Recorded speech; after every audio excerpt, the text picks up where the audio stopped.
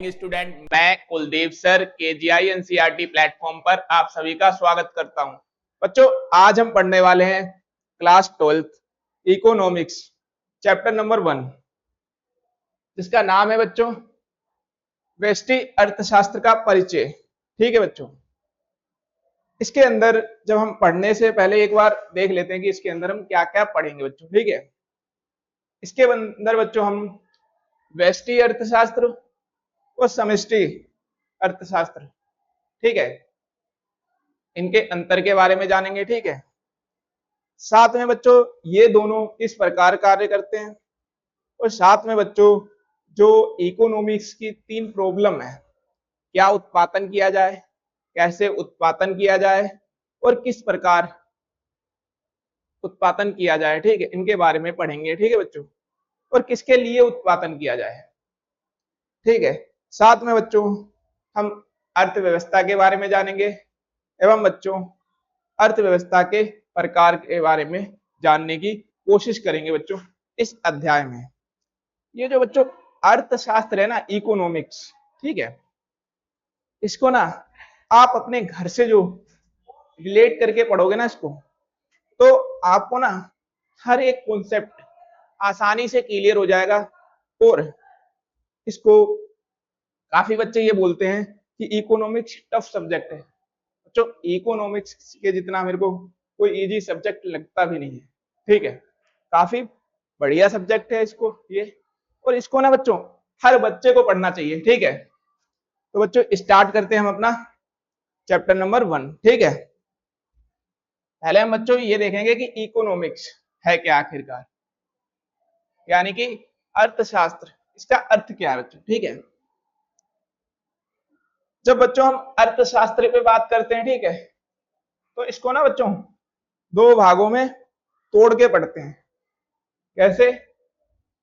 अर्थ plus शास्त्र क्या बनता है बच्चों? अर्थशास्त्र। और ये जो बच्चों अर्थ है ना, इसका मतलब क्या होता है बच्चों? इसका मतलब होता है धन से। और ये बच्चों जो शास्त्र है, इसका क्या मतलब होता है बच्चों? अध्ययन। ठीक है, यानी कि अब हम अगर दोनों को जोड़ के देखते हैं तो बच्चों इसका मतलब होता है धन से रिलेटेड ना अध्ययन। क्या कहलाता है बच्चों?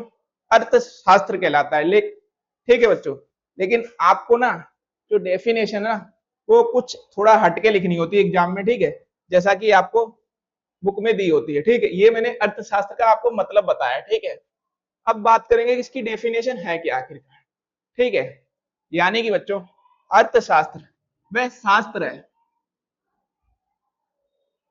अर्थशास्त्र वह शास्त्र है जिनमें उन आर्थिक क्रियाओं का अध्ययन किया जाता है जिनके द्वारा व्यक्ति सीमित साधनों का प्रयोग करके अपनी असीमित आवश्यकताओं की पूर्ति करता है। ठीक है बच्चा, अब कुछ बच्चे बोलेंगे सर डेफिनेशन तो आपने पढ़ दी, लेकिन मुझे तो कुछ समझ नहीं आया। तो बच्चों इसका मतलब क्या होता है? आर्थिक क्रियाएं पहले आपको पता होना चाहिए कि आर्थिक क्रियाएं जो है वो क्या होती है बच्चों। ठीक है, यानी कि आर्थिक क्रियाओं के अंदर बच्चों जब आप खेती करते हो, ठीक है, जब आप कोई दुकान वगैरह चला रहे होते हैं, ठीक है, साथ में आप कोई व्यापार वगैरह करते हो, ठीक है, या फिर बच्चों आप कोई कार्य करते हो ना समाज के अंदर, वो क्या होती है बच्चों? जिनसे पैसा मिलता है। याद रखना बच्चों, जिनसे पैसा मिलता होना चाहिए। अर्थशास्त्र हमें बताता है पैसे से रिलेटेड हर चीज, यानी कि बच्चों जितनी भी आर्थिक क्रियाएं होती ना जिनसे आपको ना पैसा मिलता हो, वो क्या होंगी आपके लिए? वो सभी आर्थिक क्रियाएं होंगी आपके लिए। ठीक है, अब आर्थिक क्रियाओं का क्या करता है बच्चों? अध्ययन करता है। इसके द्वारा व्यक्ति सीमित साधनों का प्रयोग करके क्या करता है बच्चों? असीमित जो आवश्यकताएं हैं उनकी पूर्ति करता है। इसका क्या मतलब हुआ बच्चों? देखो बच्चों, जो संसाधन है हमारे पास वो क्या है? सीमित है, लेकिन हमारी जो इच्छाएं हैं वो कैसी हैं? असीमित है, यानी अनलिमिटेड हमारी इच्छाएं हैं। ठीक है, लेकिन जो रिसोर्सेस है हमारे पास जो संसाधन है हमारे पास वो कैसे है बच्चों, वो लिमिटेड है। अब आप सब स्कूल जाते हो, ठीक है। अब आप घर से 100 रुपए लेके जाते हो, ठीक है। अब 100 रुपए जब आप लेके जाते हो, ये क्या हुआ 100 रुपए, ये बच्चों आपके पास क्या हो गया, एक लिमिट साधन हो गया, लिमिट रिसोर्स हो गया, ठीक है। लेकिन बच्चों जो 100 रुपए ना, इनसे खरीदने की तो इच्छा आपकी बहुत कुछ है, ठीक है, बहुत कुछ इच्छा है। आप चाहते हो कि मैं अपने दोस्त को 100 रुपए से पार्टी भी दे दूं, ठीक है, अपनी बर्थडे जो पार्टी है वो मना लूं, साथ में मुझे किताबें भी लेनी है, और साथ में बच्चों आपको कुछ और भी काम करना होगा।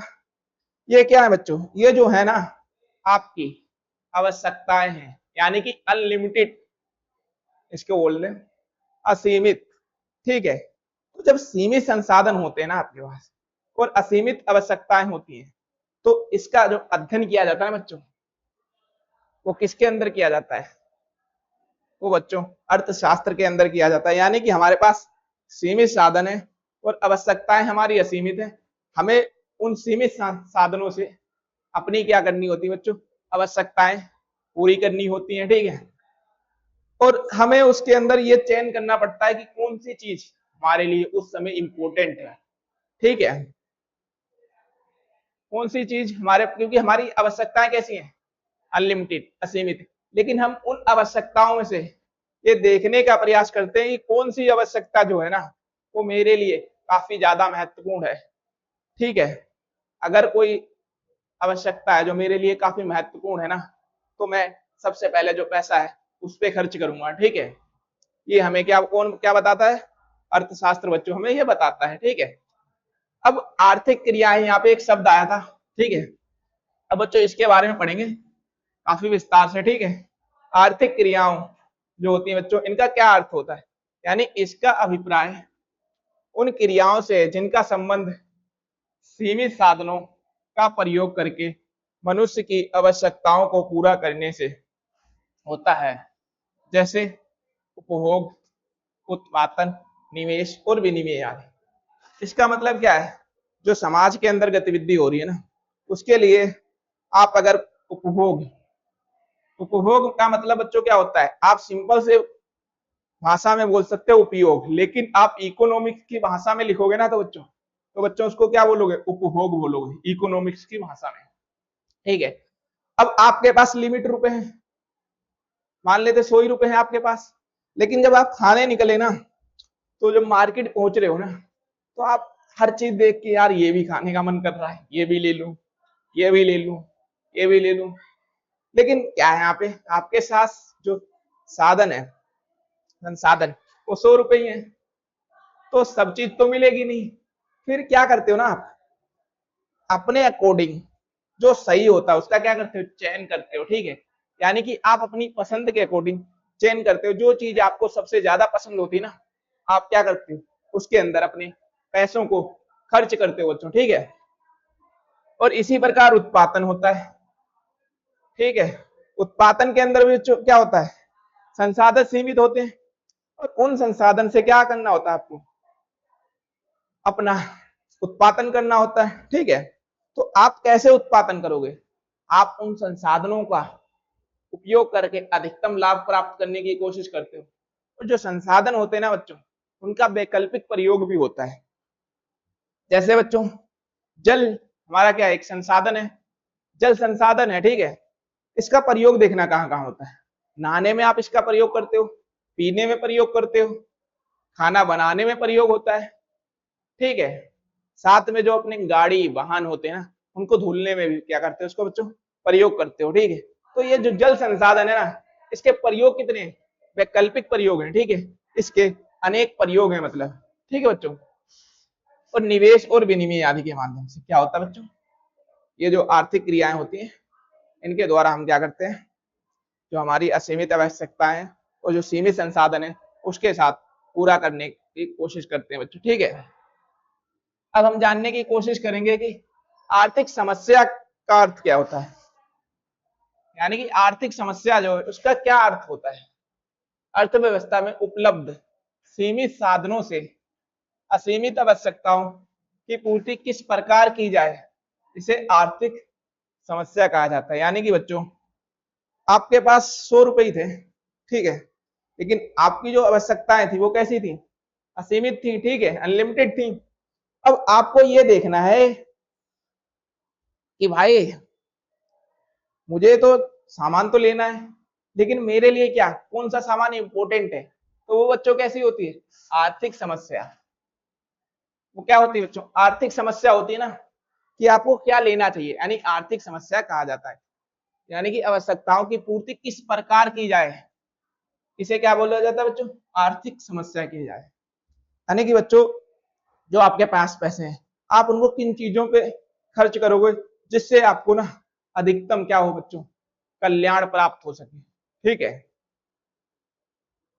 ये होती है बच्चों आर्थिक समस्या है। अब आर्थिक समस्या उत्पन्न जो होती है उसके क्या होते हैं बच्चों, कुछ कारण होते हैं। वो क्या होता है, एक हमारा लिमिट साधन, जो हमारे सीमित साधन होते हैं ना बच्चों, सीमित साधन, ये क्या है, एक समस्या ही है आर्थिक क्रियाओं के अंदर। कैसे, क्योंकि हमारे जो साधन है ना बच्चों वो क्या है, सीमित है, और हमारी आवश्यकताएं क्या है, असीमित है, ठीक है।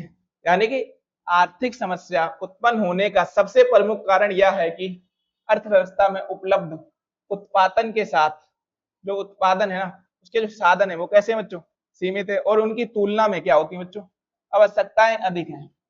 संसाधनों की इसी कमी को दुर्लभता कहा जाता है, जो सभी आर्थिक समस्याओं का प्रमुख कारण है। यानी बच्चों जो, अब आपके घर का एक एग्जाम्पल ले लेता हूं, ठीक है। आपके घर में बच्चों क्या होता ना, जब आपके पेरेंट्स जो होते ना वो पैसा कमा के लाते हैं, ठीक है, तो पैसा क्या होता है ना, वो लिमिट होता है, एक निश्चित होता है, ठीक है। लेकिन परिवार के जो लोग होते हैं बच्चों, उनकी जो आवश्यकताएं होती हैं वो काफी ज्यादा होती हैं। सबकी अपनी अपनी कुछ आवश्यकताएं होती हैं, अपनी अपनी कुछ इच्छाएं होती हैं, ठीक है, जो उस पैसे से पूर्ण करने की कोशिश की जाती है। लेकिन बच्चों जो पैसा है आपका वो क्या है, वो लिमिट है, ठीक है, यानी वो सीमित है। तो उसके अंदर आपकी सभी जो आवश्यकताएं ना बच्चों वो क्या होंगी, वो पूरी नहीं हो पाएंगी, ठीक है। तो उसके अंदर आप क्या करते हो ना, आप क्या करते हो, आप अपनी जो कुछ मूलभूत आवश्यकताएं होती है ना, जिनके बिना आप रह नहीं सकते, ये मान लो, ठीक है, मूलभूत कुछ आवश्यकताएं हैं, तो आप क्या करोगे ना, उनको पहले पूर्ण करने की कोशिश करोगे उस पैसे से, ठीक है। बाद में जो उसकी आपकी अतिरिक्त इच्छाएं होती हैं, अगर पैसा बचता है तो आप पूर्ण कर पाते हो, नहीं तो नहीं कर पाते, ठीक है। अब मान लो कि जब पैसा है लिमिट, तो आपके घर में राशन आएगा, सबसे बेसिक नीड्स है, तो सबसे पहला पैसा कहाँ जाएगा, राशन पे जाएगा, खाने पीने के लिए। फिर हमारे जो वस्त्र होते हैं, कपड़े होते हैं, ठीक है, इसके अंदर पैसा जाएगा। बाद में तो आप कोई शौक का सामान जैसे बाइक वगैरह लेनी है, उसके बाद में तो सोचोगे, जब आपकी बेसिक नीड्स जो है ना बच्चों वो पूरी हो जाएंगी, उसके बाद सोचोगे, ठीक है। यानी कि संसाधन सीमित है और आवश्यकताएं हमारी क्या है, अधिक है। तो ये क्या है बच्चों, आर्थिक समस्या का ना एक कारण है, ठीक है। अब दूसरा देख लेते हैं, ये बच्चों असीमित आवश्यकताएं दूसरा है। यानी कि मनुष्य की आवश्यकताएं लगातार बढ़ती रहती हैं और इन्हें पूरी तरह संतुष्ट करना कठिन होता है, इसलिए आर्थिक समस्याएं उत्पन्न होती है। यानी कि बच्चों जो मनुष्य है ना, उसकी जो आवश्यकताएं हैं वो अनलिमिटेड होती है। यानी कि धीरे धीरे क्या होती है, धीरे धीरे जब बच्चा जो होता है ना वो बड़ा होता है, तो उसकी जो आवश्यकताएं हैं वो क्या होती है बच्चों, बढ़ती जाती हैं, ठीक है। जब बच्चा छोटा होता है उसे किसी से मतलब नहीं, बस कपड़ा मिल गया, खाना मिल गया, टेंशन फ्री हो गया। लेकिन वो बच्चा धीरे धीरे जैसे जैसे वो बड़ा होता है ना, तो उसकी जो आवश्यकताएं होती है ना वो धीरे धीरे क्या होती है बच्चों, बढ़ती जाती हैं। और लेकिन साधन क्या होते हैं बच्चों, वो लिमिट होते हैं, जिसके द्वारा क्या होता है ना बच्चों, क्या होता है, हमारी आवश्यकताएं तो कंप्लीट पूरी हो ही नहीं पाएंगी, क्योंकि बहुत ज्यादा है हमारी आवश्यकताएं। तो मेरी खुद की आवश्यकताएं काफी ज्यादा है, लेकिन संसाधन जो है हमारे पास वो लिमिट है, ठीक है। तो हमें उसका प्रयोग करके ही अपनी आवश्यकताएं जो होती है बच्चों वो पूरी करनी होती है, वो पूर्ण करनी होती है, ठीक है। फिर है संसाधनों का वैकल्पिक प्रयोग। यानी कि बच्चों उत्पादन के साधनों के एक से अधिक उपयोग हो सकते हैं, जिन्हें संसाधनों के वैकल्पिक प्रयोग कहते हैं। संसाधनों के अलग अलग प्रयोग होने के कारण ये तय करना कठिन होता है कि उनका उपयोग कहाँ किया जाए, और इसलिए आर्थिक समस्या उत्पन्न होती है। यानी कि जो बच्चों संसाधन है, ठीक है, इनके क्या होते हैं बच्चों, वैकल्पिक प्रयोग होते हैं, ठीक है। जैसे हमारा एक दूध, मिल्क, ये क्या है, एक संसाधन है मान लेते हैं, ठीक है। अब ये जो संसाधन है बच्चों, इसका वैकल्पिक प्रयोग कैसे होता है। जो हमारा दूध है, इसको आप क्या करते हो, चाय बनाने के लिए इस्तेमाल करते हो, दही बनाने के लिए इस्तेमाल करते हो, पनीर बनाने के लिए इस्तेमाल करते हो, ठीक है बच्चों। और किस में यूज करते हो, मिठाइयाँ जो बिकती हैं, ठीक है, उसके अंदर आप यूज करते हो, ठीक है। तो दूध जो संसाधन है वो क्या है, लिमिटेड है। लेकिन बच्चों इसका जो प्रयोग है हम कई तरीके से कर सकते हैं। तो हमें ये चयन करना पड़ता है कि ये जो संसाधन है, ठीक है बच्चों, इसका सर्वश्रेष्ठ प्रयोग कहाँ पे किया जा सके, ठीक है। और जो परिवार लेते हैं, आपका परिवार है, ठीक है, वो दूध का ज्यादातर प्रयोग कहाँ करता है, वो तो या तो खीर बनाने में कर लेगा, या चाय, या पीने, यहीं तक सीमित होता है, ठीक है। तो हर किसी की अपनी एक क्षमता होती है, ठीक है, जिसके अकॉर्डिंग वो क्या करता है, उस संसाधन का प्रयोग करता है, ठीक है। और उसे वो देखता है, एक अच्छा मान लो दुकानदार है, ठीक है, तो वो दूध का प्रयोग किस प्रकार करेगा, तो सिंपल सी बात है बच्चों, वो दूध का प्रयोग जो है बेचने के लिए ही करेगा, ठीक है, क्योंकि उससे उसको प्रॉफिट हो रहा है। एक पनीर वाला, मिठाई वाला है, वो मिठाई बनाने के लिए काम करेगा, प्रयोग करेगा उसको, ठीक है।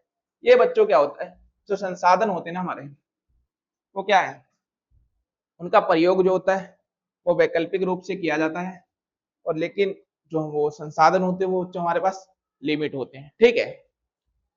अब इसके बाद बच्चों एक और एग्जांपल ले देते हैं, मान लेते हैं आटा है। आटा घर पे खाना बनाने के लिए भी काम होता है, ब्रेड बनाने के लिए भी इस्तेमाल होता है, ठीक है। ये हमारा आटा संसाधन है, और इसके प्रयोग कितने हैं, अनलिमिटेड है।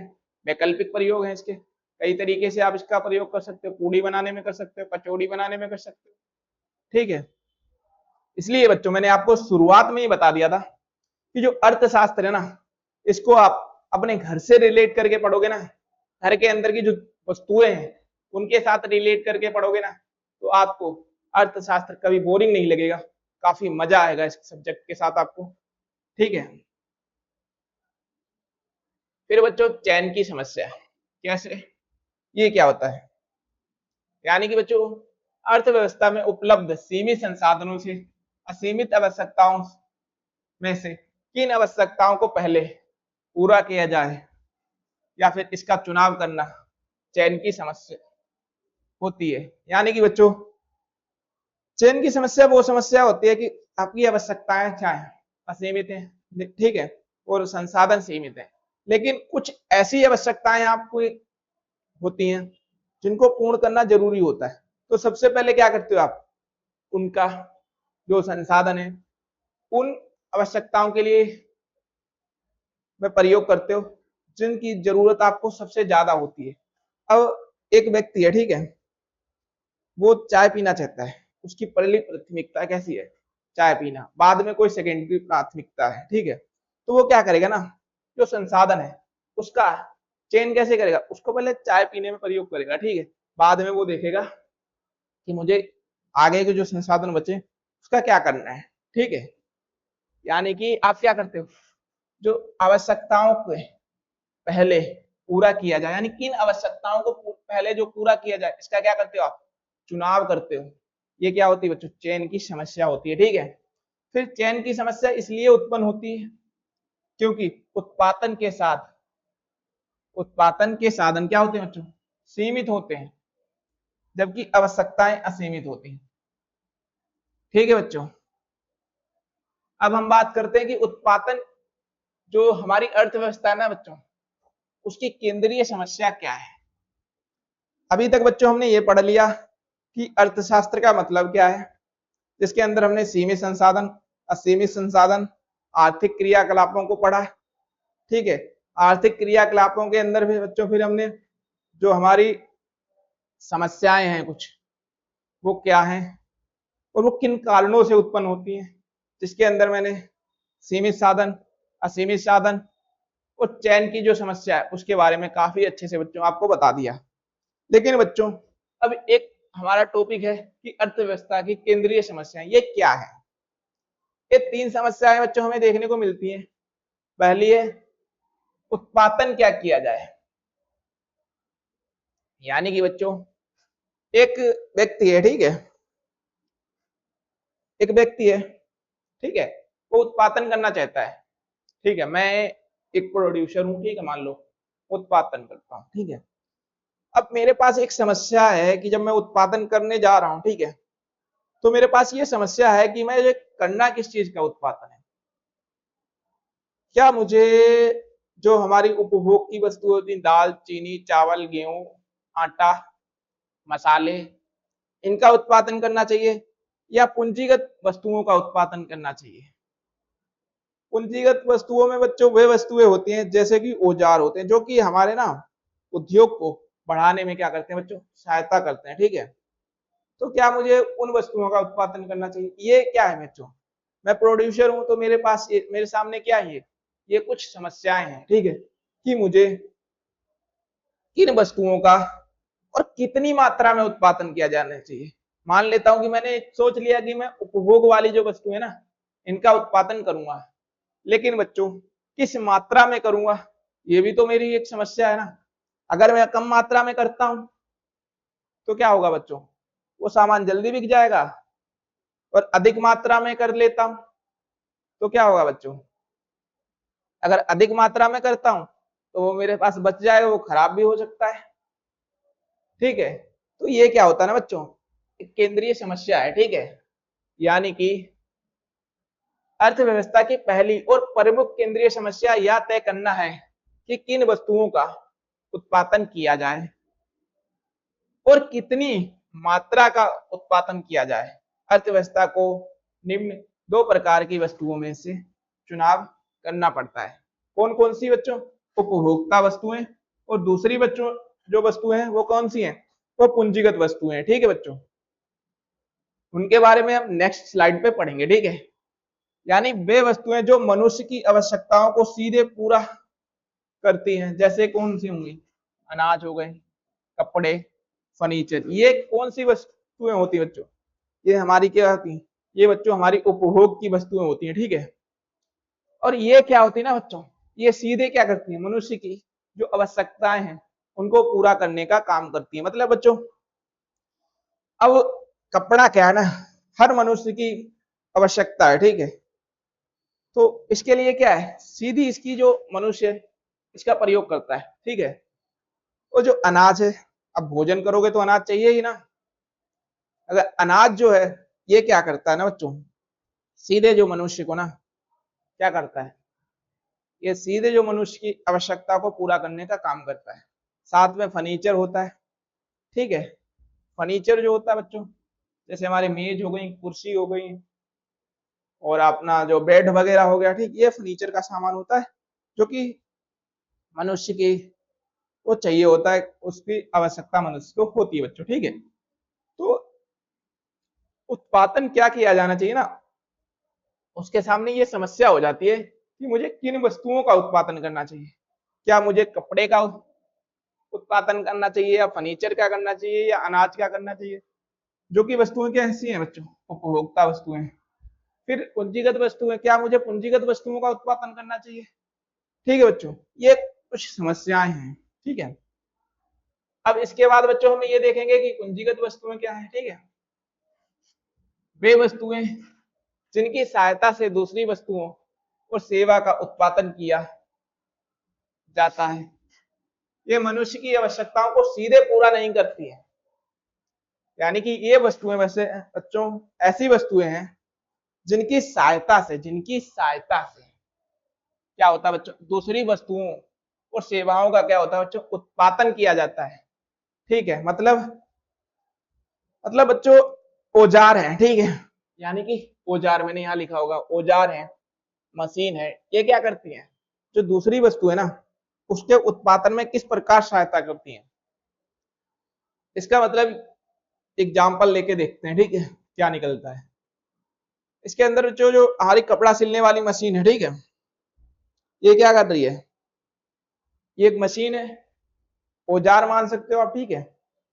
तो ये क्या कर रही है ना, कपड़ा सिलने का काम कर रही है। क्या कर रही है बच्चों, कपड़ा सिलने का काम कर रही है, ठीक है।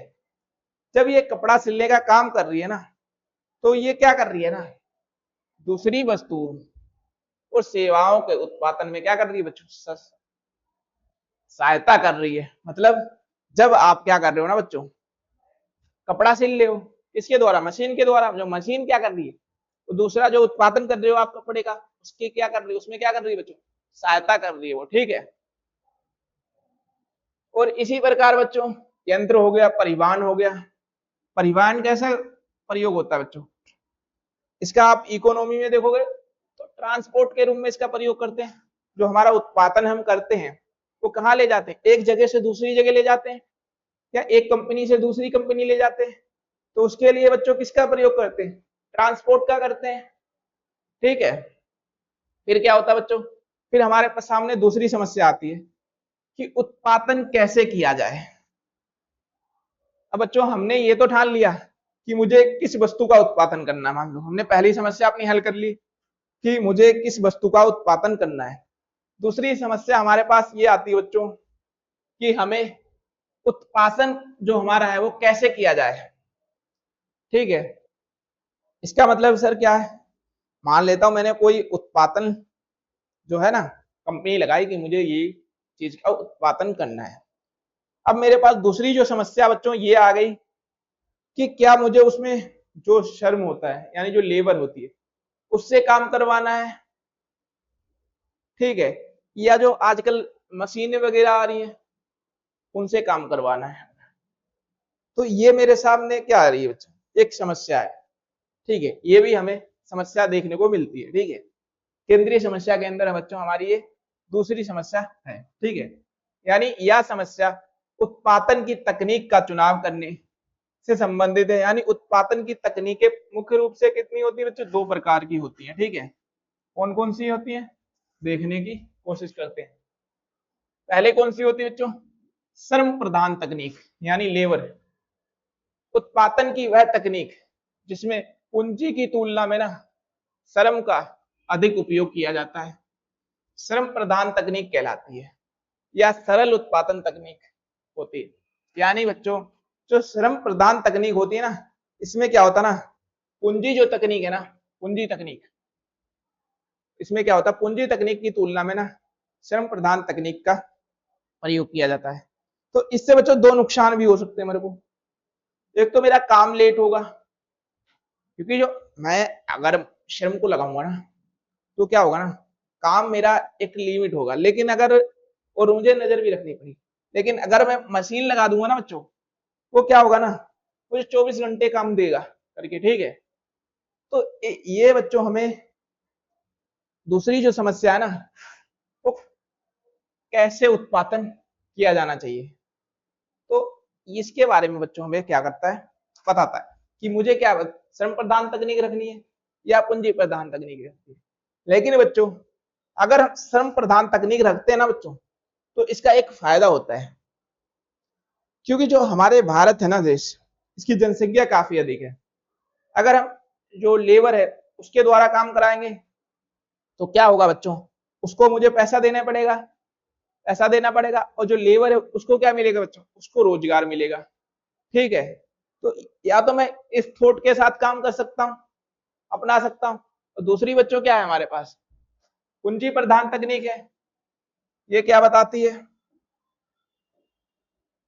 यानी उत्पादन की वह तकनीक जिसमें श्रम की तुलना में पूंजी का अधिक प्रयोग किया जाता है, पूंजी प्रधान तकनीक कहलाती है, या आधुनिक और जटिल उत्पादन तकनीक होती है। यानी कि बच्चों इसके अंदर मैं क्या कर सकता हूं, उत्पादन की तकनीक जो होती है ना, उसके अंदर बच्चों क्या कर सकते, श्रम की जगह ना पूंजी की जो तकनीक है उसका प्रयोग कर लेता हूँ, मशीन वगैरह लगा देता हूँ, वो लेबर की जगह सारे काम करेंगे अपने।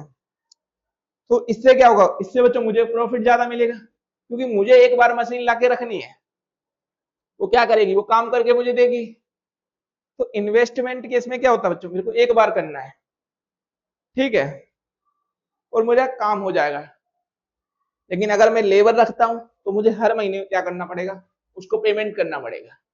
तो ये बच्चों एक समस्या है कि मुझे जो उत्पादन है वो किस प्रकार करना चाहिए। ठीक है, पहली समस्या क्या थी, क्या उत्पादन करना चाहिए, दूसरी समस्या किस प्रकार उत्पादन करना चाहिए। ठीक है बच्चों, अब हमारी तीसरी लास्ट समस्या है, ठीक है, यानी उत्पादन किसके लिए करना चाहिए। अब मैं मान ले रहा हूं कि मैंने ये भी डिसाइड कर लिया कि मैंने उत्पादन करूंगा, मैंने इस वस्तु का उत्पादन करूंगा, मैंने तकनीक भी चुन ली कि हाँ मैं इस तकनीक से उत्पादन करूंगा। लेकिन बच्चों अब जो तकनीक है उसके अंदर जो हमारी तीसरी समस्या है ना, अब उसके अंदर मुझे ये देखना पड़ेगा कि मैं उत्पादन करूंगा किसके लिए।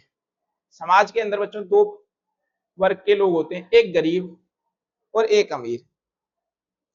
तो मान लेता हूं कि मैं जो उत्पादन की वस्तुएं करूंगा ना वो किस वर्ग के लिए करूंगा ना, क्योंकि मैं एक अगर महंगी वस्तु का उत्पादन कर रहा हूं, कार का उत्पादन कर रहा हूं मान लो, ठीक है, तो इसका जो बच्चों प्रयोग है ना वो कुछ लोग क्या कर सकते हैं, ये कुछ लोगों के लिए माना जाएगा, जो अमीर वगैरह है वो क्या कर सकते हैं, वो कार अफोर्ड कर सकते हैं। लेकिन बच्चों ये गरीब व्यक्ति जो है वो कार इतना अफोर्ड नहीं कर सकता ना। तो मुझे मेरे सामने एक समस्या हो जाती है कि मुझे किस वस्तु का किसके लिए उत्पादन करना है।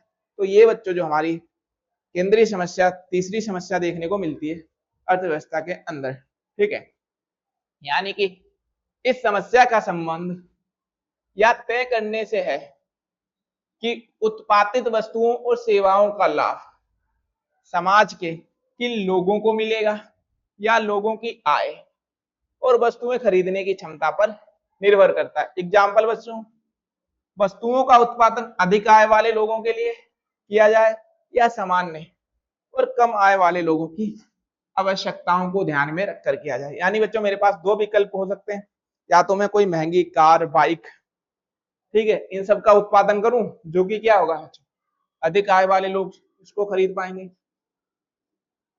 ठीक है, कौन से लोग खरीद पाएंगे, अधिक आय वाले। और या बच्चों में कपड़ा हो गया हमारा, चप्पल हो गई, जूते हो गए, ठीक है, या हमारा कुछ उपभोग की वस्तुएं हो गई, इनका उत्पादन करूंगा तो इन्हें बच्चों ना कम आय वाले लोग भी क्या करते हैं, खरीदते हैं। क्यों, क्योंकि ये ना हर व्यक्ति की मूलभूत आवश्यकताएं की जो वस्तुएं हैं वो होती है। ठीक है, अगर मैं उपभोग की वस्तुएं कपड़ा जूता चप्पल इनका उत्पादन करता हूं ना, तो भाई ये ना वस्तुएं कम आय वाले लोग या सामान्य आय वाले लोग भी खरीदते हैं। और साथ में कौन खरीदता है, अधिक आय वाले लोग भी इन वस्तुओं को खरीदते हैं। क्यों, क्योंकि ये जो वस्तुएं ना ये हर व्यक्ति की मूलभूत वस्तुएं होती हैं, जिनके बिना व्यक्ति का जीवन जो यापन होता है ना वो संभव नहीं हो सकता। ठीक है, अनाज, अनाज के बिना मनुष्य नहीं रह सकता। कपड़ा नॉर्मल पहनेगा लेकिन पहनेगा, जूता चप्पल पहनेगा, नॉर्मल पहनेगा लेकिन पहनेगा जरूर। तो मेरे पास सामने बच्चों ये समस्या होती है कि मुझे उत्पादन किसके लिए करना है, अधिक आय वाले लोगों के लिए या कम आय वाले लोगों के। ठीक है बच्चों, अब हम बच्चों जानने की कोशिश करेंगे कि व्यष्टि अर्थशास्त्र क्या है, और फिर इसके बाद बच्चों हम जानेंगे कि समष्टि अर्थशास्त्र क्या है तथा उनमें दोनों में अंतर देखने की कोशिश करेंगे। ठीक है बच्चों, यानी कि बच्चों व्यष्टि अर्थशास्त्र, इसको इंग्लिश में बोलते हैं बच्चों माइक्रो इकोनॉमिक्स। ठीक है, माइक्रो इकोनॉमिक्स इंग्लिश में बोलते हैं और हिंदी में बोलते हैं बच्चों व्यष्टि अर्थशास्त्र, यानी कि आर्थिक सिद्धांत का व्यवहार जो अर्थव्यवस्था की व्यक्तिगत आर्थिक क्रियाओं का अध्ययन करता है उसे व्यष्टि अर्थशास्त्र कहते हैं। इसका मतलब बच्चों, इसका मतलब क्या हुआ, इसका मतलब बच्चों क्या हुआ, व्यक्तिगत आर्थिक क्रियाएं। यानी कि मैं बच्चों कोई आर्थिक क्रिया कर रहा हूं, मतलब मेरी एक दुकान है, ठीक है, वो क्या है, मेरी व्यक्तिगत आर्थिक क्रिया है ना, मेरी। ठीक है, यानी कि ये जो व्यष्टि अर्थशास्त्र है ना वो किसी एक व्यक्ति की आर्थिक क्रिया की बात करता है। ठीक है, एग्जाम्पल, जैसे कोई वो एक उपभोक्ता है तो वो अपने व्यवहार के अकॉर्डिंग कोई सामान जो होगा उपभोग करेगा, ठीक है, जैसी उसकी आवश्यकता है, जैसे उसके पास संसाधन है उसके अकॉर्डिंग वो क्या करेगा, वस्तुओं के अकॉर्डिंग व्यवहार करेगा, उपभोक्ता करेगा वस्तुओं के लिए, ठीक है। इसी प्रकार एक उत्पादक का जो व्यवहार आपको देखने को मिलेगा, इसके अंदर कोई व्यक्ति है, ठीक है, वो क्या करेगा, वो अपने मर्जी के अकॉर्डिंग कोई उत्पादन कर सकता है, या तो वो कार का कर सकता है, बाइक का कर सकता है, ये उसके व्यवहार पे डिपेंड होता है, ठीक है बच्चों। फिर बाजार तथा कीमत का निर्धारण, ठीक है, यानी बाजार तथा कीमत का जो निर्धारण है ना, वो कौन, एक व्यक्ति के द्वारा होगा, ठीक है। यहाँ पे यानी कि बच्चों मेरी दुकान है, मैंने कोई उत्पादन कर रहा हूं, ठीक है, तो उसकी जो प्राइस है ना बच्चों बाजार के अंदर, वो कौन, मैं निर्धारित कर सकता हूँ। सिंपल सी बात बच्चों ये है, ठीक है। अब इसके कुछ घटक होते हैं, उनकी बात कर लेते हैं, ठीक है। यानी कि उपभोक्ता व्यवहार सिद्धांत या मांग का सिद्धांत, ये क्या है बच्चों, ठीक है, यानी कि ये क्या है ना बच्चों, उपभोक्ता व्यवहार सिद्धांत ये बताता है कि एक उपभोक्ता अपनी आय को विभिन्न वस्तुओं पर किस प्रकार खर्च करता है ताकि उसे अधिकतम संतुष्टि मिल सके, और वस्तु की कीमत तथा वस्तु की मांग के बीच विपरीत संबंध होता है। यानी कि बच्चों जो हमारा पहला घटक है वो क्या है, वो है बच्चों उपभोक्ता व्यवहार सिद्धांत या मांग सिद्धांत। इसके अंदर बच्चों जो व्यक्ति है ना उसके पास संसाधन सीमित है, यानी कि जो पैसा है वो सीमित है, लेकिन वो क्या कर सकता है, उस पैसे से ना, उस पैसे को खर्च करके क्या कर सकता है, वो अधिकतम संतुष्टि प्राप्त कर सकता है, ठीक है। और इसके अंदर एक लाइन बताई गई बच्चों, वस्तु की कीमत और वस्तु की मांग के बीच क्या होता है बच्चों, विपरीत संबंध होता है। मान लेते एक चाय है, ठीक है, एक कॉफी है, ठीक है, चाय और कॉफी है, ठीक है। यहाँ जो चाय है और यहाँ क्या, कॉफी, ठीक है। अब मार्केट के अंदर देखो बच्चों क्या होगा ना, मान लेते हैं कि जो चाय है ना इसके क्या होंगे बच्चों, रेट बढ़ गए, इसके मार्केट में रेट बढ़ गया, लेकिन जो संसाधन है मनुष्य के पास वो क्या है, सीमित है। और इसका क्या अपोजिट चाय होती है, चाय या कॉफी बंदा, तो वो क्या कर सकता है ना, अपनी अधिकतम संतुष्टि के लिए ना बच्चों वो क्या करेगा, वो चाय की तरफ शिफ्ट हो जाएगा। किसकी तरफ हो जाएगा, चाय की तरफ शिफ्ट हो जाएगा, ठीक है। जब वो चाय की तरफ शिफ्ट हो जाएगा ना तो उसके जो अधिक पैसे कॉफी में लग रहे थे वो बच जाएंगे, और उन बचे हुए पैसों से क्या करेगा ना बच्चों, वो अपनी जो और भी उसकी आवश्यकता है ना उनको पूर्ण कर सकता है उसके माध्यम से। यानी कि आय को विभिन्न वस्तुओं पर किस प्रकार खर्च करना है ताकि उसे अधिकतम संतुष्टि मिल सके। यानी कि ये उपभोक्ता अपने अकॉर्डिंग चीज डिसाइड कर सकता है उसके लिए कौन सी चीज इंपॉर्टेंट है जिससे उसे अधिकतम संतुष्टि मिल सकती है, ठीक है, उस पर वो पैसा खर्च कर सकता है, ठीक है। समझ में आया होगा बच्चों, ठीक है। फिर दूसरा हमारा क्या सिद्धांत, वो है उत्पादक व्यवहार सिद्धांत या पूर्ति सिद्धांत, ठीक है। ये क्या है बच्चों, इसके बारे में भी बात करते हैं, ठीक है। यानी कि उत्पादक व्यवहार सिद्धांत ये बताता है कि एक उत्पादक या निर्णय कैसे लेता है, उसे किस वस्तु का उत्पादन करना है तथा कितना करना है। उत्पादक लाभ को ना अधिकतम करने के उद्देश्य से उत्पादन करता है। यानी कि बच्चों जो उत्पादक होता है ना इसका एक ही लाभ होता, इसका जो एक लक्ष्य होता है कि मुझे ना अधिकतम क्या करना है, लाभ प्राप्त करना है, इसका एक उद्देश्य है ये, ठीक है। अब वो इसके अंदर निर्णय करता है कि मुझे किस वस्तु का उत्पादन करने से ना ज्यादा प्रॉफिट होगा, ठीक है। तो वो उस अकॉर्डिंग कोई वस्तु है ना क्या कर सकता है बच्चों, उसका उत्पादन कर सकता है, ठीक है, वो अपने अकॉर्डिंग जिसमें उसको ज्यादा प्रॉफिट दिखेगा। समझ में आया बच्चों, ठीक है। मान लो मैं उत्पादन कर रहा हूं, ठीक है। अब मुझे लगता है कि मेरे पास कई ऑप्शन है कि मुझे किस चीज का उत्पादन करना चाहिए, मेरे पास कई तरीके हैं, ठीक है। लेकिन मैं उत्पादन कर रहा हूं तो मेरे दिमाग में एक चीज तो आएगी ना कि भाई कुछ भी करूं लेकिन प्रॉफिट ज्यादा होना चाहिए। तो मैं बाजार के अंदर ये देखूंगा ना किस चीज की डिमांड ज्यादा है, किस चीज की डिमांड काफी ज्यादा है। जिस चीज की डिमांड ज्यादा होगी ना बच्चों, मैं उस तरफ क्या करूंगा, वो उसी चीज का ना क्या करूंगा, उत्पादन करूंगा। क्योंकि उसकी डिमांड ज्यादा है, तो भाई डिमांड ज्यादा है तो सप्लाई तो बढ़ेगी, ठीक है। यानी कि सप्लाई तो बढ़ेगी, जब सप्लाई बढ़ेगी तो जो मेरा माल है वो बिकेगा।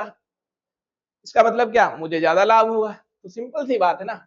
इसके अंदर जो उत्पादक जो व्यवहार सिद्धांत है ना, ये बताता है कि एक उत्पादक ये निर्णय कैसे लेता है कि उसे किस वस्तु का उत्पादन करना चाहिए तथा कितना उत्पादन करना चाहिए। मान लो वो अधिक कर लेता है तो नुकसान हो जाएगा, कम कर लेता है तो भी नुकसान, क्योंकि यार वो ज्यादा प्रॉफिट फिर नहीं ले पाएगा। तो उसे ना बैलेंस बना के रखना होता है, ठीक है बच्चों। इसके बाद हम देखते हैं कि कीमत सिद्धांत ये क्या बात करता है। ये व्यष्टि अर्थशास्त्र का तीसरा सिद्धांत है, ठीक है। ये क्या बात करता है, ठीक है। यानी कीमत सिद्धांत या अध्ययन कराता है या करता है, कीमत सिद्धांत ये अध्ययन करता है कि बाजार में वस्तुओं की कीमत मांग और पूर्ति की शक्तियों के संतुलन द्वारा कैसे निर्धारित होती है। यानी कि बच्चों कीमत सिद्धांत होता ना, वस्तुओं की मांग और पूर्ति की शक्तियों के द्वारा क्या करता है, संतुलन कैसे निर्धारित होता है, इसका अध्ययन कराता है कौन बच्चों, कीमत सिद्धांत कराता है, ठीक है। अब इसके बाद बच्चों हम चलते हैं समष्टि अर्थशास्त्र। ये वाली जो बच्चों बुक है ना एक आपकी, ये भी क्लास 12th के अंदर है, ठीक है। उस बुक के अंदर काफी विस्तार से इस टॉपिक के बारे में भी बताया गया है। इससे रिलेटेड जो टॉपिक है क्या हम समष्टि अर्थशास्त्र के अंदर अध्ययन करते हैं, वो काफी विस्तार से एक एक टॉपिक उसके अंदर है। जब हम बच्चों ये वाली अपनी बुक स्टार्ट करेंगे तो उसके अंदर काफी अच्छे से जानेंगे, ठीक है। यानी कि आर्थिक सिद्धांत का वह भाग जो अर्थव्यवस्था के पूरे भाग का अध्ययन करता है उसे समष्टि अर्थशास्त्र कहते हैं। कौन से भाग का बच्चों, अर्थव्यवस्था के पूरे भाग का अध्ययन करता है। और व्यष्टि अर्थशास्त्र के अंदर व्यक्तिगत इकाई का, ये पॉइंट याद रखना है, ठीक है। समष्टि अध्ययन के कुछ उदाहरण है, राष्ट्रीय आय की गणना। जो राष्ट्रीय आय की गणना आप के अंदर आप किसी एक व्यक्ति की तो गणना नहीं करते ना। राष्ट्रीय आय की गणना में क्या होता है, जितनी भी जनसंख्या ना इसकी जो आय होती है उसको लेके करते हो ना।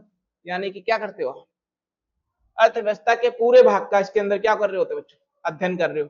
मुद्रा और बैंकिंग जो है हम बच्चों क्या करते हैं इसके अंदर भी संपूर्ण जो अर्थव्यवस्था है उसका अध्ययन करते हैं, ठीक है। साथ में ही बच्चों क्या करते हैं, रोजगार का संतुलन निर्धारण, रोजगार कम है ज्यादा है, ये क्या करते हैं बच्चों, जो संपूर्ण अर्थव्यवस्था है ना उसके अंदर देखने का काम करते हैं। यानी कि समष्टि अर्थशास्त्र के अंदर, समष्टि अर्थशास्त्र को आय एवं रोजगार के संतुलन निर्धारण का सिद्धांत भी कहा जाता है बच्चों, ठीक है। तो अब इसके कुछ घटक हैं, इसके बारे में जान लेते हैं कि घटक कौन कौन से हैं।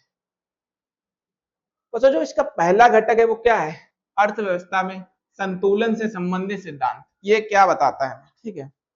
यानी कि अर्थव्यवस्था में संतुलन से संबंधित सिद्धांत ये क्या बताता है। यानी कि समष्टि अर्थशास्त्र आय और रोजगार के संतुलन निर्धारण का क्या करता है बच्चों, अध्ययन करता है। किसका करता है, आय और रोजगार। यह बताता है कि अर्थव्यवस्था में कुल मांग और कुल पूर्ति के संतुलन को कैसे प्राप्त किया जाए। यानी कि बच्चों ये बताता है कि जो एक उत्पादन कर रहा है ना कोई कंपनी, तो उसकी कुल मांग क्या है उत्पादन की, और कुल पूर्ति हो पा रही है नहीं हो पा रही, उसके बीच बच्चों ये क्या करता है, संतुलन कैसे प्राप्त किया जाता है इसके बारे में ये बताने का काम करता है। अब इसको एक एग्जाम्पल के द्वारा देख ले, बताओ। यानी कि आय और रोजगार के संतुलन का निर्धारण करता है, ठीक है। ये बताता है कि अर्थव्यवस्था में कुल मांग और कुल पूर्ति के संतुलन को कैसे प्राप्त किया जाए। यानी कि बच्चों इसके अंदर मान लेता हूं कोई वस्तु है, ठीक है, उसकी क्या है ना पूर्ति काफी ज्यादा हो रही है, ठीक है, एक वस्तु है, इसकी ना मांग काफी अधिक हो रही है। अगर मांग अधिक हो रही है ना, तो उस मात्रा में क्या होना चाहिए, वो वस्तु है ना बच्चों, उसकी पूर्ति भी होनी चाहिए ना अर्थव्यवस्था के अंदर। ठीक है, संपूर्ण अर्थव्यवस्था की बात कर रहा हूं मैं यहाँ पे। ठीक है, तो उसकी जो पूर्ति है ना बच्चों, वो अधिक होनी चाहिए। ठीक है, अब मान लेते हैं कि डिमांड तो काफी ज्यादा है लेकिन पूर्ति कम है, तो क्या होगा, ये संतुलन थोड़ी ना बना है बच्चों। हमें जिस चीज की आवश्यकता है वो चीज हमें टाइम पे मिल रही है, यानी कि पूर्ति सही से हो रही, तो ये क्या बच्चों, संतुलन बनाने का काम करता है। ठीक है, और इसी प्रकार बच्चों, कोई वस्तु है, उसकी पूर्ति तो काफी अधिक है लेकिन डिमांड उसकी कम है। तो माल तो मेरे पास काफी पड़ा है, देख मैं उत्पादन कर रहा हूँ, मेरे पास काफी ज्यादा माल पड़ा है, लेकिन भाई बच्चों उसकी क्या होगा ना, डिमांड ही नहीं हो रही, तो क्या फायदा होगा। तो ये क्या करता है ना बच्चों, ये सिद्धांत ये क्या करता है, कुल मांग और पूर्ति के अंदर ना संतुलन कैसे प्राप्त किया जाता है ना, इसके बारे में बताता है बच्चों। ठीक है, फिर है अर्थव्यवस्था में कुल मांग और कुल पूर्ति, यानी कि या कुल मांग को बच्चों कैसे डिनोट करते हैं, एडी, यानी कि एग्रीगेट डिमांड, और कुल पूर्ति को एस से करते हैं। ठीक है बच्चों, यानी कि बच्चों जो अर्थव्यवस्था में कुल मांग और कुल पूर्ति का जो सिद्धांत है ना, ये कुल मांग और कुल पूर्ति का ना सिद्धांत जो होता है, इसका क्या करता है बच्चों, अध्ययन कराता है। ठीक है, फिर क्या है, आर्थिक नीतियों का अध्ययन। इसका मतलब क्या होता है बच्चों, यानी समष्टि अर्थशास्त्र अर्थव्यवस्था से संबंधित विभिन्न नीतियों, जैसे कि मौद्रिक नीति, राजकोषीय नीति, सीआरआर, एसएलआर का अध्ययन करता है, और इन नीतियों से अर्थव्यवस्था को संतुलन को प्रभावित करता है।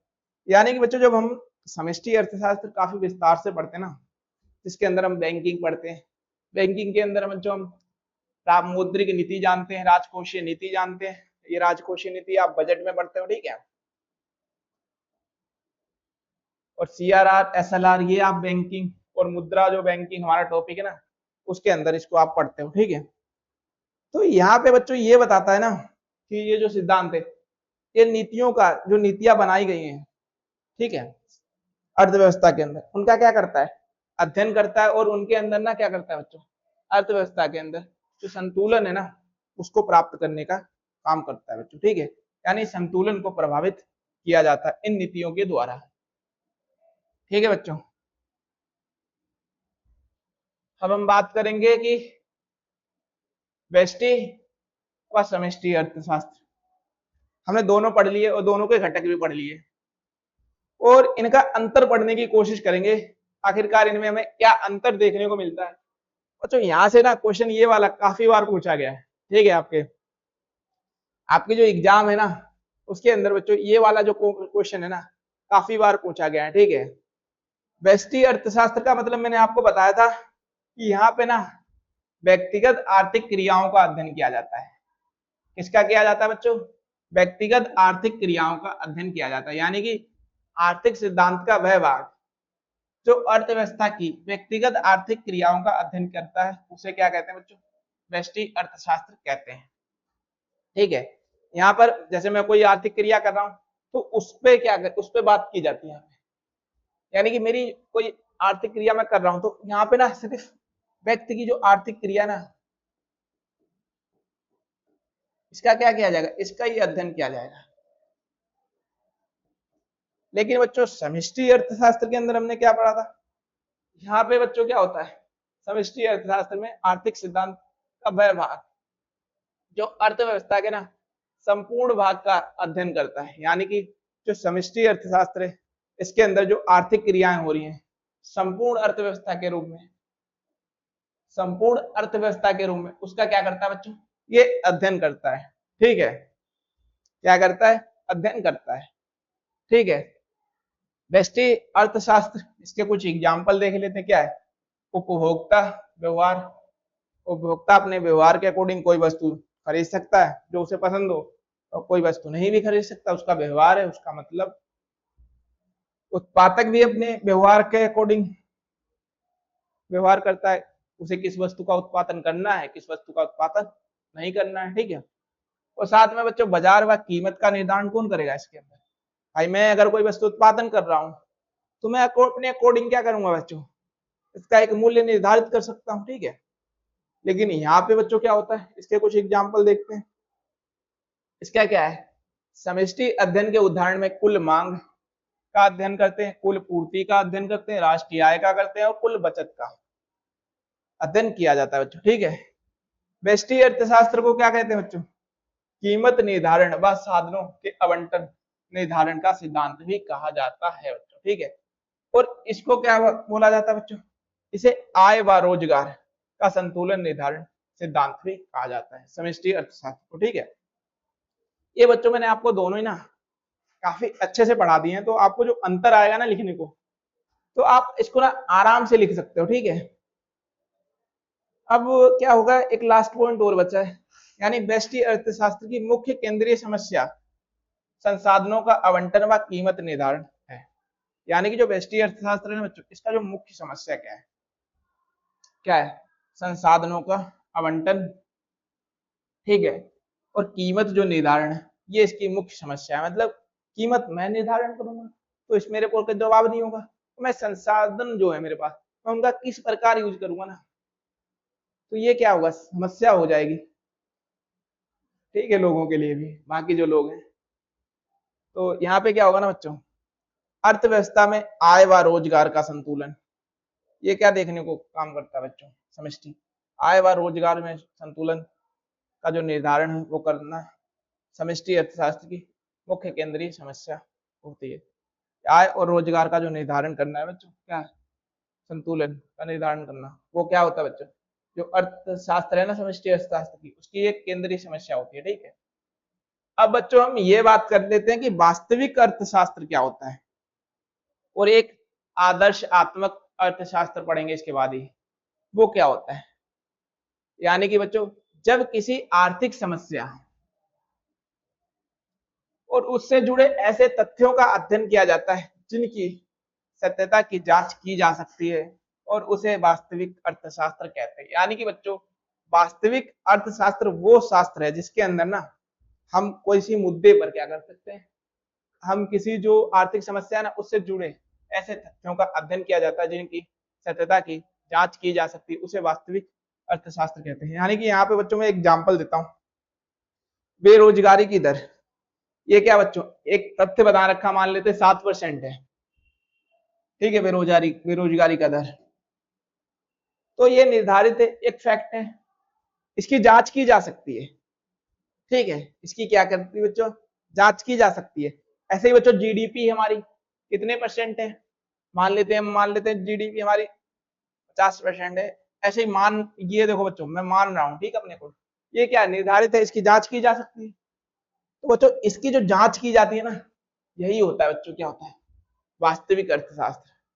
यानी वास्तविक अर्थशास्त्र का संबंध ऐसे कथनों के अध्ययन से होता है जो बताते हैं कि क्या है, यानी कि वर्तमान में क्या है, यानी कि जो बेरोजगारी की दर है वर्तमान में क्या है, ठीक है, और पहले यानी भूतकाल में क्या था, यानी कि वर्तमान की जो बेरोजगारी की दर थी बच्चों क्या थी इसके बारे में, और आगे जाके क्या होगा भविष्य के अंदर, ये बताता है इसके अंदर, ठीक है। तो सभी कथनों की सच्चाई की जो होती है ना बच्चों, इसकी क्या की जाती है, इसकी बच्चों जांचा जा सकता है इसको, ठीक है, इसकी जांच की जा सकती है, इसके द्वारा पता लगाया जा सकता है जांच के द्वारा, ठीक है। इसके बाद बच्चों हम देखने की कोशिश करेंगे कि आदर्शात्मक अर्थशास्त्र क्या है, ये क्या बताता है। यानी ये बच्चों हमें ये बताता है कि क्या होना चाहिए, बस ये अपने विचारों को प्रकट करता है, ठीक है। यानी कि अर्थशास्त्र वह भाग है जिसमें अर्थशास्त्र का वह भाग है जिसमें किसी आर्थिक समस्या को हल करने के लिए सुझाव दिए जाते हैं, उसे अर्थशास्त्र, उसे आदर्शात्मक अर्थशास्त्र कहते हैं। यानी कि बच्चों इसके अंदर ना कोई समस्या है, उसके लिए लोग क्या करते हैं, अपने अलग अलग सुझाव देते हैं, ठीक है। मान लो कोई बेरोजगारी की समस्या है, ठीक है, तो भाई मैंने भी सुझाव दे दिया ऐसा ऐसा काम करो, बेरोजगारी दूर हो जाएगी। लेकिन क्या उसकी कोई सटीकता है, क्या उसको प्रमाणित किया जा सकता है कि हाँ इससे बेरोजगारी दूर हो जाएगी, क्या वो कोई हमें फैक्ट देता है कि इससे बेरोजगारी दूर हो ही जाएगी? अगर मैं कोई विचार रख रहा हूं, ठीक है, और मैं बोलता हूं इसको इम्प्लीमेंट कर दो, बेरोजगारी खत्म हो जाएगी बिल्कुल ही, तो क्या मेरे विचार से जो मैंने दिया वो सही हो सकता है? उसकी जांच की जा सकती है? नहीं बच्चों, जो मेरा विचार है ना, ये मेरी एक राय है, ठीक है। हर व्यक्ति ऐसे ही अपनी अलग अलग राय दे सकता है, लेकिन इस राय की ना बच्चों हम क्या कर सकते, जांच नहीं कर सकते, ठीक है। तो वो क्या होगा बच्चों, आदर्शात्मक अर्थशास्त्र होगा, ठीक है। यानी कि इस अर्थशास्त्र का संबंध ऐसे कथनों से होता है जो बताते हैं कि क्या होना चाहिए। ये कथन किसी नीति के संबंध में सलाह देते हैं और उसका मूल्यांकन करते हैं। यानी कोई नीति बनाई गई ना, उसके जो पॉइंट है उस पर क्या करते हैं बच्चों, ये सलाह देने का काम करते हैं। इसको हम ना जांच नहीं कर सकते, ठीक है, कि ये जो नीति है वो सही है, इसे हम जिस चीज के लिए लागू कर रहे हैं वो लक्ष्य इस नीति से पूर्ण हो पाएगा या नहीं हो पाएगा, इसके बारे में जो हम हमारे पास क्या होता है, श्योरिटी नहीं होती, ठीक है। अब हम देखने की कोशिश करेंगे बच्चों इनके बीच, दोनों के बीच अंतर क्या है। मैंने आपको समझा तो दिया है, ये आपका अंतर भी पूछ लेता है एग्जाम में, और डिफरेंस वाले ना बच्चों काफी बार क्वेश्चन पूछता है, ठीक है। ये क्या है बच्चों, वास्तविक अर्थशास्त्र और आदर्शात्मक अर्थशास्त्र, ये क्या है?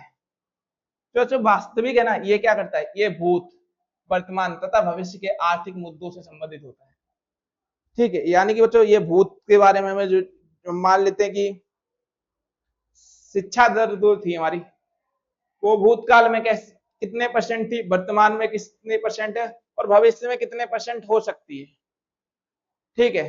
शिक्षा की जो दर है, शिक्षित लोगों की जो दर है ना बच्चों, वो भूतकाल में पास्ट में कितनी परसेंट थी, वर्तमान में कितनी परसेंट है, और फ्यूचर में कितने परसेंट हो सकती है, ठीक है। तो ये क्या करती है, इन मुद्दों से ना तथा भविष्य के आर्थिक मुद्दों से क्या होती है बच्चों, संबंधित होती है। ये आर्थिक मुद्दा ही तो है, सिंपल सी बात है। और यहाँ पे बच्चों क्या बताया जाता है, दूसरा इसका पॉइंट है जो वास्तविक अर्थशास्त्र के कथन मतलब क्या था, आंकड़े की बात करते हैं, क्या है वो आंकड़ा तथा क्या होगा से संबंधित है। यानी कि जो दर है पहले क्या थी, अब क्या है, आगे क्या हो सकती है, ठीक है। वास्तविक कथन सदैव सत्य नहीं होते, ये सत्य या असत्य हो सकते हैं। यानी कि जो बच्चों वास्तविक कथन है ना, ये सत्य नहीं होते, सदैव नहीं होते, ठीक है। ये सत्य और असत्य दोनों में से कोई भी हो सकता है, ठीक है। हाँ, इसकी जांच करके पता लगाया जा सकता है कि ये कथन सत्य है या असत्य है, ठीक है। इन कथनों की सत्यता को जांचा जा सकता है, यानी कि जो ये कथन है ना, इसकी जो सत्यता है, इसको क्या कर सकते हैं हम, जांच सकते हैं कि क्या पहले ऐसा था, ठीक है बच्चों। और वास्तविक कथनों का मूल्यांकन नहीं किया जा सकता, जो वास्तविक कथन है इनका मूल्यांकन नहीं किया जा सकता, ठीक है। लेकिन इसके अंदर बच्चों क्या होता है, आदर्शात्मक अर्थशास्त्र आर्थिक मुद्दों अथवा आर्थिक समस्याओं के लिए आदर्शात्मक कथनों से संबंधित होता है, ठीक है बच्चों। आदर्शात्मक अर्थशास्त्र आर्थिक मुद्दों अथवा आर्थिक समस्याओं के आदर्शात्मक कथनों से संबंधित होते हैं। यानी कि बच्चों जो आर्थिक मुद्दे होते हैं ना, जितने भी जो भी आर्थिक समस्याएं होती, उनका निवारण किस प्रकार किया जा सकता है, हम इस पर क्या देते हैं, अपनी सलाह दे सकते हैं, ठीक है बच्चों।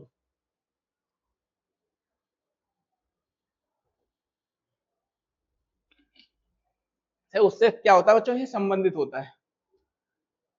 फिर क्या होता है, फिर होता है बच्चों आदर्शात्मक अर्थशास्त्र के कथन क्या होना चाहिए से संबंधित होता है। यानी कि कोई नीति है, कोई समस्या है, तो हम ये बात करते हैं कि ये इसका निवारण किस प्रकार होना चाहिए। मान लेते हैं बच्चों कि बेरोजगारी की समस्या एक आर्थिक समस्या है, ठीक है। तो हम बच्चों इसका निवारण खोजने के लिए क्या कर सकते हैं, अपनी सलाह दे सकते हैं कि हमें ये कदम उठाने चाहिए, जिससे क्या होता है बच्चों, हमारी जो बेरोजगारी है ना वो समाप्त हो सकती है। तो ये क्या होती है बच्चों, ये सलाह दे सकते हैं, ठीक है।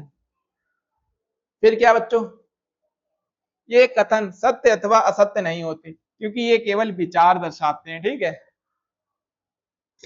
इन कथनों की बच्चों जांच भी नहीं की जा सकती क्योंकि विचार है, और ये कथन मूल्यांकन करते हैं, लेकिन ये वाले कथन मूल्यांकन नहीं करते हैं। अब बच्चों हम जानते हैं कि अर्थव्यवस्था क्या है। ठीक है बच्चों, और उसके प्रकार क्या है, ये हमारा बच्चों लास्ट टॉपिक बचा है। ठीक है, इसके बारे में हम पढ़ लेते हैं। ठीक है, इससे पहले एक बार रिवीजन कर लेते हैं अभी तक हमने क्या क्या पढ़ा है बच्चों। पहले हमने ये पढ़ा है कि अर्थशास्त्र क्या होता है। ठीक है, उसके अंदर बच्चों हमने ये जाना कि जो अर्थशास्त्र है ना, उसकी कुछ समस्याएं, केंद्रीय समस्याएं, उनके बारे में जाना। ठीक है, फिर हमने ये जाना है कि हमारे पास जो सीमित संसाधन है, ठीक है, और हमारी आवश्यकताएं कैसी हैं, वो असीमित है, तो कैसे हम उससे ना अपनी जो हम अपना अधिकतम कल्याण कैसे कर सकते हैं, इसके बारे में बच्चों हमने जाना। ठीक है, फिर बच्चों हमने ये भी जाना कि जो व्यष्टि अर्थशास्त्र है उसके घटकों को जाना, समष्टि अर्थशास्त्र उसके घटकों को जाना, और साथ में बच्चों हमने दोनों के बीच क्या अंतर है इसको भी जानने की कोशिश की थी। ठीक है बच्चों, इसके बाद बच्चों हमने वास्तविक अर्थशास्त्र और आदर्श आत्मक अर्थशास्त्र, ठीक है बच्चों, इसके बारे में भी जाना। ठीक है बच्चों, और इसके अंदर हमने अंतर करने की भी कोशिश करी थी कि वास्तविक अर्थशास्त्र और आदर्शात्मक अर्थशास्त्र दोनों किस प्रकार अलग है, इसका मैंने दोनों के बीच अंतर करके आपको बता दिया। ठीक है, अब बच्चों हम अर्थव्यवस्था पे पढ़ेंगे। ठीक है, इसका क्या अर्थ है, इसका क्या अर्थ है। ठीक है, यानी अर्थव्यवस्था उस व्यवस्था को कहते हैं जिसके द्वारा किसी क्षेत्र के लोग अपनी की आजीविका कमाते हैं या साधनों के स्वामित्व और उनके प्रयोग के प्रणाली को स्पष्ट करते हैं। यानी बच्चों अर्थव्यवस्था क्या ना, इसके अंदर जितनी भी गतिविधि की जाती है, जैसे कोई रोजगार कर रहा है, ठीक है, कोई अपना उत्पादन कर रहा है, तो ये जो भी किया जा रहा है इसके द्वारा क्या होता है बच्चों, वो आजीविका ना कमाने की कोशिश करते हैं, वो पैसा कमाएंगे। ठीक है, जिसके द्वारा क्या होगा बच्चों, आजीविका चलेगी। ये जो होता है ना बच्चों, इसी को क्या कहा जाता है, इसको बच्चों अर्थव्यवस्था कहा जाता है। अब हमने ये नाम तो सुना होगा कि भारतीय अर्थव्यवस्था, अमेरिका की अर्थव्यवस्था, ठीक है, चीन की अर्थव्यवस्था। जब बच्चों हम अर्थव्यवस्था के आगे ना किसी देश का नाम लगा देते हैं ना, तो इसका मतलब ये होता है बच्चों कि हम उस देश की अर्थव्यवस्था का अध्ययन कर रहे होते हैं। ठीक है, जैसे बच्चों ये अर्थव्यवस्था है, ठीक है, इसके अंदर मैं आपको एक पॉइंट और लगा देता हूं, भारतीय अर्थव्यवस्था।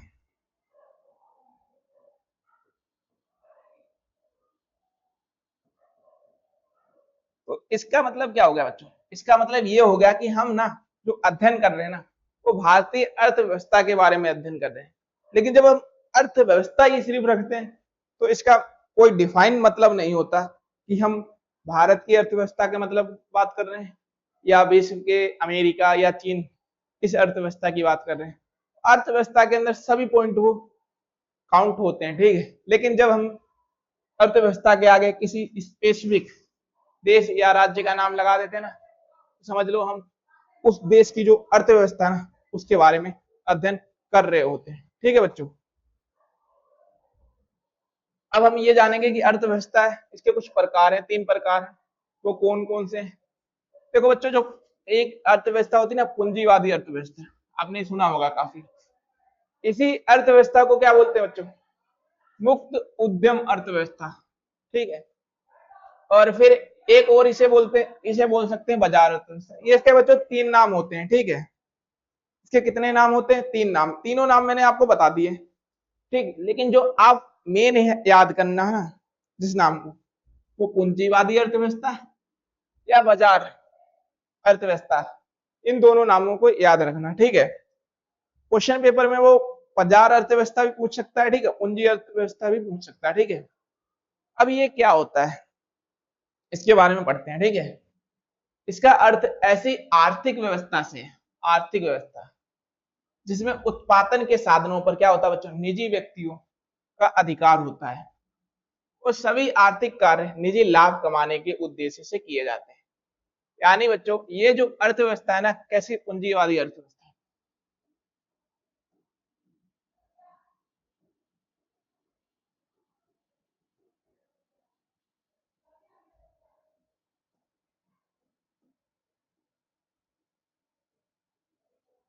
तो बच्चों पूंजीवादी अर्थव्यवस्था ना, इसके अंदर जो संसाधन होते हैं ना, आर्थिक कार्य जो होते हैं, यानी संसाधनों पर क्या होती है, निजी व्यक्तियों का अधिकार होता है। इसके अंदर बच्चों पूंजीवादी अर्थव्यवस्था के अंदर आप कोई कार्य कर रहे हो ना, ठीक है, जो कि उस पर आपका अधिकार होता है, यानी कि जो निजी साधनों पर क्या निजी व्यक्तियों का हाथ होता है।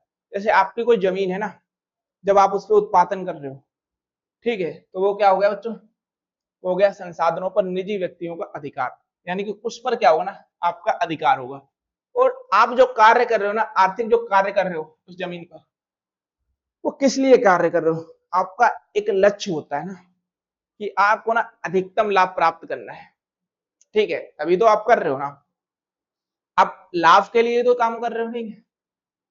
यानी जो पूंजीवादी अर्थव्यवस्था में कोई भी व्यक्ति जो कार्य करता ना अपने संसाधनों को लगाकर निजी तौर पर, ठीक है, तो बच्चों इसके अंदर उसका एक उद्देश्य होता है, वो क्या होता है, अधिकतम लाभ अर्जित करना, इसका बच्चों क्या होता है, उद्देश्य होता है, ठीक है। तो पूंजीवादी अर्थव्यवस्था को बच्चों एक और अर्थव्यवस्था से नाम के ना अर्थव्यवस्था के नाम से भी जाना जाता है। तो क्या होता है बच्चों, निजीकरणीय अर्थव्यवस्था, ठीक है, निजीकरणीय अर्थव्यवस्था भी इसको कहा जाता है, ठीक है।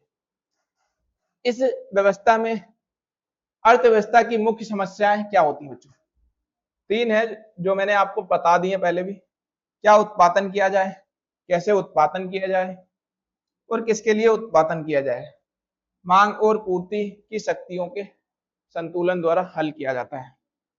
अब बच्चों मेरा एक क्वेश्चन है यहाँ पे, ठीक है, वो बताना आप।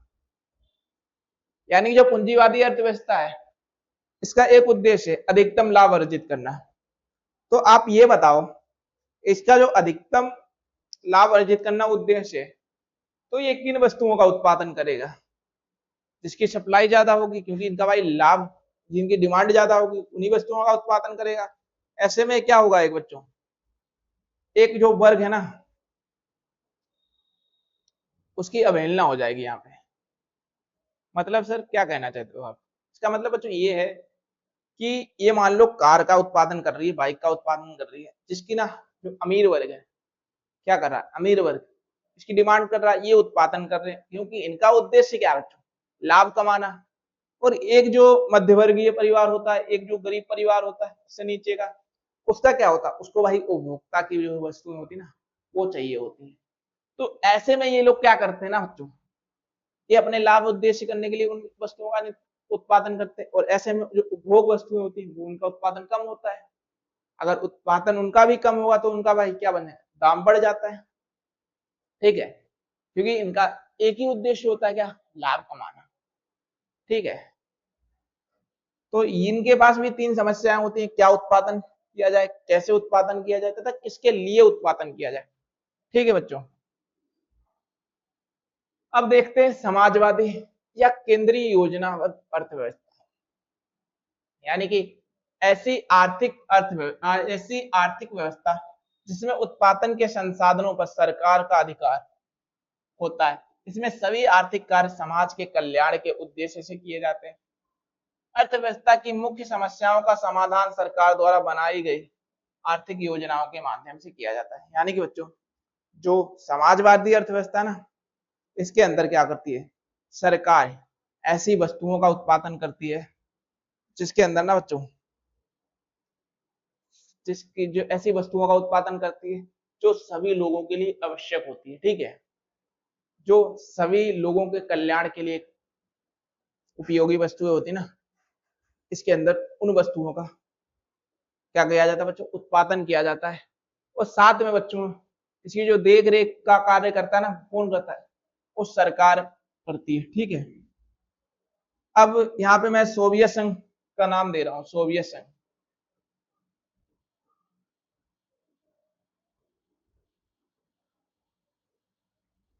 इसकी अर्थव्यवस्था कैसी थी बच्चों? इसकी जो अर्थव्यवस्था थी ना बच्चों, समाजवादी अर्थव्यवस्था थी।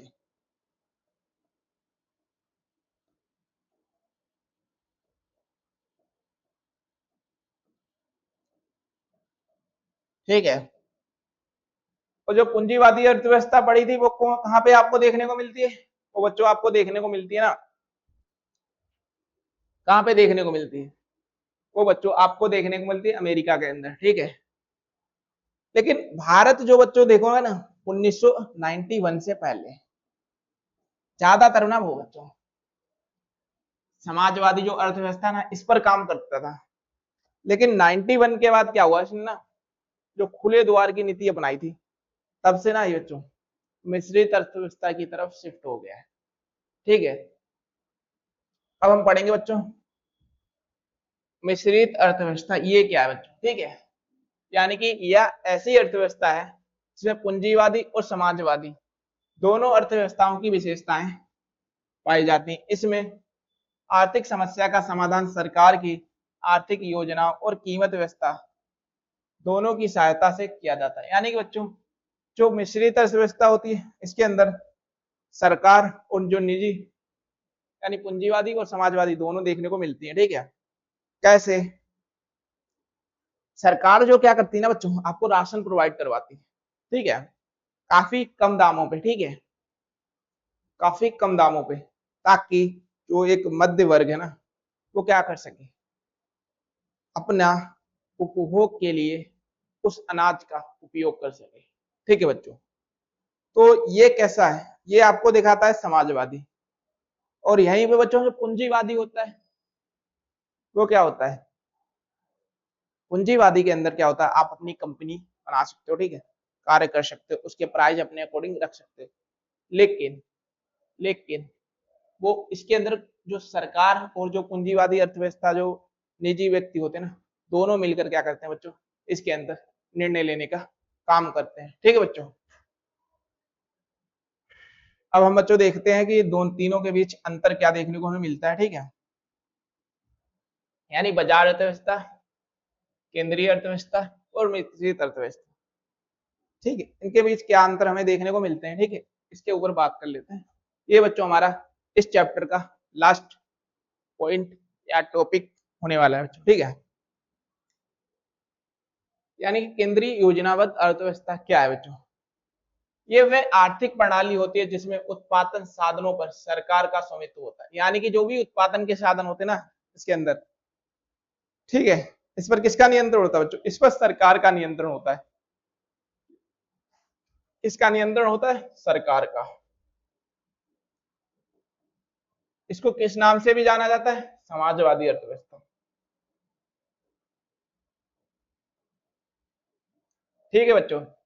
फिर क्या होता है, इसमें सभी आर्थिक कार्य सामाजिक लाभ की प्रेरणा से किया जाता है। यानी समाज की लाभ के लिए इसके अंदर जो भी कार्य होते हैं बच्चों वो किए जाते हैं। ठीक है। फिर क्या होता है, इसमें केंद्रीय समस्याओं का समाधान सरकार द्वारा निर्धारित आर्थिक नियोजन द्वारा किया जाता है। यानी कि इसके अंदर कुछ समस्याएं, केंद्रीय समस्याएं हमें देखने को मिलती है। 3 प्रकार की समस्याएं पड़ी हैं, उनका जो समाधान है वो कैसे किया जाता है? सरकार द्वारा निर्धारित आर्थिक जो नियोजन प्लान बनाते ना उसके द्वारा किया जाता है। ठीक है। फिर बाजार अर्थव्यवस्था यानी कि पूंजीवादी अर्थव्यवस्था या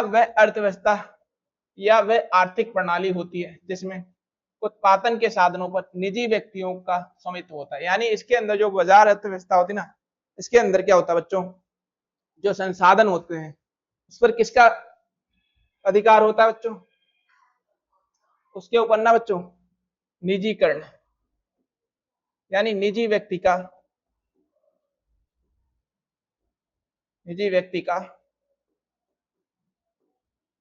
स्वामित्व होता है। ठीक है। इसके अंदर बच्चों किसका होता है स्वामित्व? निजी व्यक्ति का। इसमें सभी आर्थिक कार्य निजी लाभ की प्रेरणा से किया जाता है। यानी इसके अंदर जो भी कार्य किया जाता है ना, जो भी उत्पादन किया जाता है ना, जो उत्पादन कर रहा होता है उसका पहला जो उद्देश्य होता है अधिकतम लाभ कमाना होता है। ये सामाजिक कल्याण पर ध्यान नहीं देता। लेकिन ये वाली जो अर्थव्यवस्था है ना बच्चों समाजवादी, ये सामाजिक कल्याण पर जोर देने की बात करती है। लेकिन ये बच्चों ये अधिकतम लाभ कमाने पर, अधिकतम लाभ अर्जित करने पर, अधिकतम लाभ अर्जित करने की बात करती है। कौन सी बच्चों? बाजार अर्थव्यवस्था या पूंजीवादी अर्थव्यवस्था। ठीक है। इसमें केंद्रीय समस्याओं का समाधान स्वतंत्र कीमत तंत्र के द्वारा किया जाता है। मांग व पूर्ति के संतुलन द्वारा निर्धारित कीमतों की कीमत को तंत्र कहते हैं। यानी बच्चों इसकी जो कीमत होती है ना, मांग और पूर्ति के अकॉर्डिंग डिपेंड करती है। ठीक है। अगर किसी चीज की ना मांग अधिक होती है तो धीरे धीरे क्या होगा बच्चों, उसकी ना डिमांड बढ़ने लगती है। ठीक है।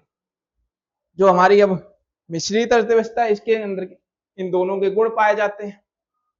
क्या है बच्चों? ये वह आर्थिक प्रणाली होती है जिसमें उत्पादन साधनों पर निजी व सार्वजनिक दोनों क्षेत्रों का स्वामित्व होता है। यानी इस अर्थव्यवस्था के अंदर जो भी संसाधन ना बच्चों, उस पर सरकार और निजी व्यक्ति क्या होता है बच्चों, दोनों का स्वामित्व देखने को मिलता है इसके ऊपर। ठीक है बच्चों। फिर आर्थिक निर्णय सामाजिक व निजी लाभ दोनों की प्रेरणा से लिए जाते हैं। यानी आर्थिक जो निर्णय होते हैं वो सामाजिक लाभ और निजी लाभ दोनों को ध्यान में रखकर इसके अंदर निर्णय लिए जाते हैं। ठीक है।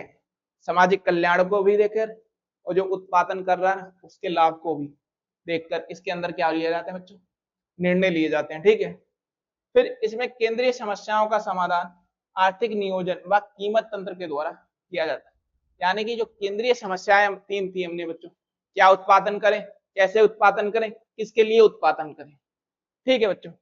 इसका जो समाधान है ना इसका बच्चों, वो किसके द्वारा किया जाता है, वो आर्थिक नियोजन यानी जो सरकार नीतियां बनाती है उनके द्वारा और कीमत तंत्र के द्वारा जो समस्याएं होती है ना बच्चों इसके अंदर, उसका समाधान किया जाता है बच्चों।